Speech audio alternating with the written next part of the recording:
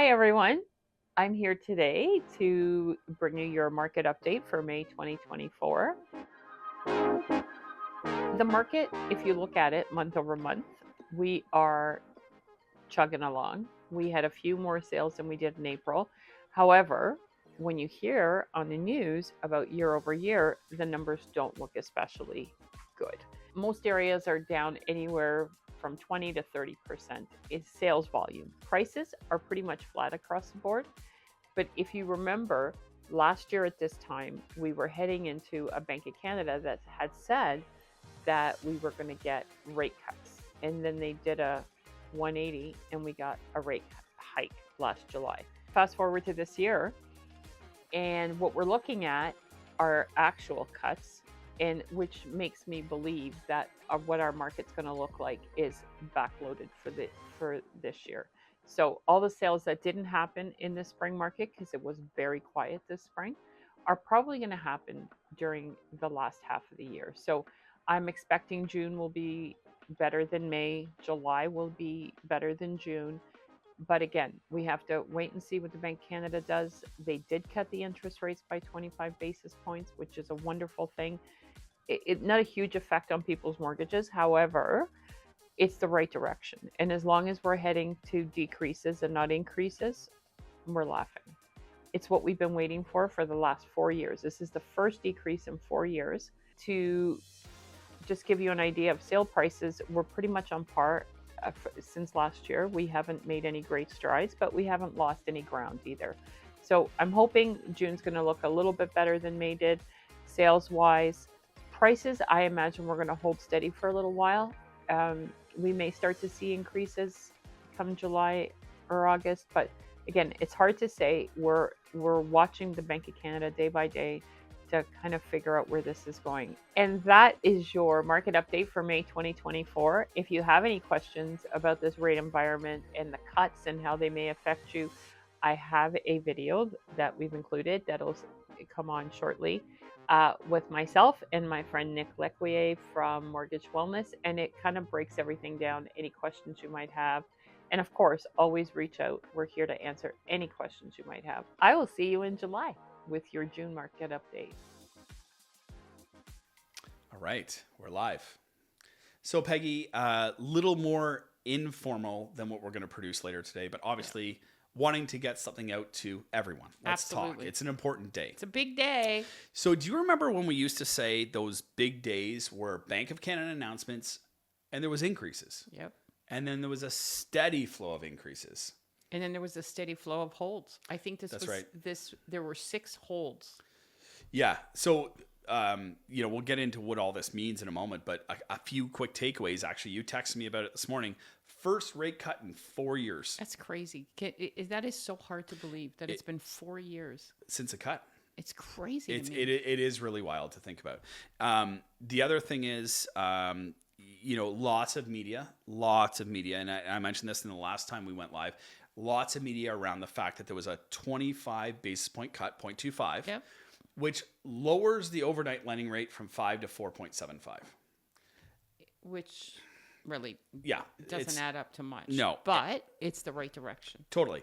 But one of my concerns when I see that stuff is the consumer trying to translate like exactly what happened, right? Like the everyday consumer. You and I live in this stuff. The overnight lending rate was reduced, yes. Borrowers borrow at prime rate plus or minus a variance, right? So 4.75 sounds really darn good, right? But we have to remember that prime lending rate from the banks was 7.2%, is going down to 6.95%. It is still incredibly high. It's so high. Right. So if you get a variable rate mortgage, it'll be prime minus, and it's soon to, it was 7.2. It's going to be 6.95. So you might get, if you're lucky, minus 1%. Right. You're still at 6%. You are. If you're borrowing on a home equity line of credit, in most cases you're plus 1. You are. Yeah. So you were 8.2. Now you're going to be 7.95. That's crazy. So it's really interesting. Like when you hear overnight lending rates 4.75, it's good. Like they cut it. Don't get me wrong. But you still have to reflect on the bank's prime lending rate, which sets the tone for variable rates, adjustable rates, and home equity lines of credit. It was still 7%, 7.2%. I mean, plus minus a quarter point, 7%. You want a line of credit, it's 8%. But I think what they're relying on, the fact that, and it's crazy to me, because whether the numbers change or not, and whether your mortgage payment is $100 less or not, it's all about consumer confidence, and Totally. it's about how people feel. And as crazy as that sounds, that if people feel good about this, and of course there's no reason not to feel good about this, we're finally at a point, we've suffered for so long, and we're finally at a point where things are coming down. Just a little bit of relief. Anything. But that will be enough to boost consumer confidence. So I was on X this morning, and I saw somebody had kind of like reposted something, and it was really interesting. It really hit home with me. And it said, there's a small rate decrease coming, and that will mean a small amount of savings for some people in their mortgage. And that's great. Amazing. And the comment was, if you told me that my groceries would cost $150 less this month, I would jump up and down. Yeah. And that's what they're going to get. 100%. If you have a variable rate, adjustable rate, or home equity line of credit, you will feel the effect of this. Yeah, immediately. So there'll be some relief. Let's talk about what it is. Okay, it's just a quarter point. It's the start. Okay, a quarter point decrease on an adjustable rate mortgage or home equity line of credit, for example, will decrease the payment by about $20 a month for every $100,000 borrowed. Which again isn't a lot, but hell, it's a step in the right direction. $500,000 mortgage, $100 a month. And everybody is just hoping beyond hope that this is just the start. So Bank Canada is going to meet a few more times this year, and people are hopeful that the next time they meet, they'll go down again. And from the mouth of Mr. Bank of Canada this morning, he said, Tiff, enjoy the moment. Yeah. So you watched the announcement. I did too. It was very early this morning, and we watched it in real time, basically. Bang, cut. And we were all celebrating. We're all celebrating for the right reasons. We still are. Yeah, because it's a change in trajectory. Exactly. We talked about steady increases. And you remember, we talked about the potential of a hold. Remember, we were here, right? And then it was the hold. That's what we just went through. For the last 6 months, we talked about the potential of a decrease. Yeah. And then, whoop, we went right over the corner. Finally came. We went right over the corner. Now we can talk about a steady stream of decreases. Right. And they were very clear that they will watch the data. Yeah. And they will decide at every meeting what that looks like. So if the housing market gets out of hand again and prices start, going up, they will stop raising rates. Yeah, and what was also interesting, and you and I were just kind of talking about this, was, it was very clear that the Bank of Canada doesn't care about your mortgage payment. They do not care about your interest rate. They care about one thing. One thing solely. 2% inflation. 2% inflation. That's it. And when we say 2%, Peggy and I throw around 2% all the time. We're not talking mortgage rates. Nope. We're talking inflation. Rate. So when he got really pressed, Tiff said, listen, you're losing sight of the moment. Yeah. What was the comment? Live in the moment. No, he said enjoy the moment. Enjoy the moment. That's it. Enjoy the moment. That's all he can promise at this point. And because at the end of the day, we have to also remember we are not on an island. Canada is part, we are attached to the U.S., like it or not.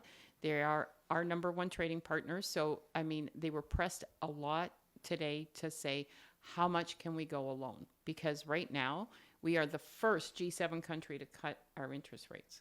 So he kept getting pressed, like, how long, how much more can we go? Or how much different can we have from the U.S.? And he wouldn't really answer that. He said, historically, there is some room. I have heard many times that we cannot be more than 1.5 points away from the U.S., no matter what they're at. Yeah. So he's got things coming at him from so many directions. Yeah. So the last thing I'd ever want to be is a Bank of Canada governor. Poor Tiff. Okay, so what we have to reinforce in all of what you just said, which is great, is this. Tiff said, people asked him, when are you going to cut again? What can Canadians expect? Canadians can expect the Bank of Canada to remain solely focused on getting to 2% inflation and keeping it there. And Canadian data is, he kept saying it over and over again. But the reality is the U.S. needs to start cutting There'll be soon, U.S. too. influence They as well to need it. to Yeah. start cutting soon too. And again, we are the first of the G7 to do it. So good on him. Good on him for spearheading this. So let's talk about what it means for consumers. We know that there'll be some rate savings. Yep. We've talked about, the fact before that variable rates and fixed rates are influenced by different factors. They react to each other. For sure. We're seeing that today. For sure. So fixed rates are influenced by bond yields. Bond yields decreased about 0.3 to 0.4 in the last 48 hours. And that's welcome relief as well. Welcome relief.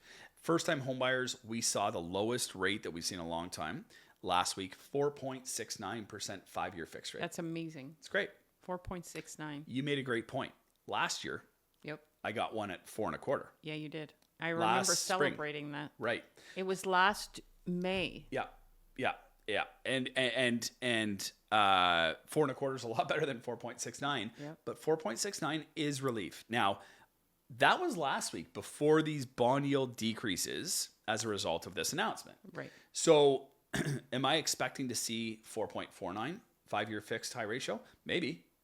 I mean, they've come down that far. Yep. And that means for the conventional mortgage borrower, the people that are renewing mortgages, the people that are buying with 20% down, I'll say the more mature homeowner, right? They've owned a few homes, they're carrying forward some equity. Hopefully sub 5% for a 5-year fixed rate, or better yet, even a 3-year fixed rate. If we could get 4.89 3-year fixed rate, I mean, that's Take it and run. If anybody that's in the mortgage business is watching, they're like, he's dreaming. No. But I mean, that would just be great. It would be. So the more cuts we see, the more positive it will remain for the entire economy. Tell me about what you're seeing in the housing market already as a result. So you have to remember, we're coming off a really tough housing market. We were better in December and January than we were in the spring. Yeah. It's been tough. And for people that have their homes on the market right now, patience is a beautiful thing. This thing will change, and you already feel it in the air. Things will get better. Showings will pick up. More buyers will enter this market. Really, that's all we're waiting on. So the fact that they dropped the rates today, rejoice. More buyers will hit the streets, and more showings will happen. More homes will change hands.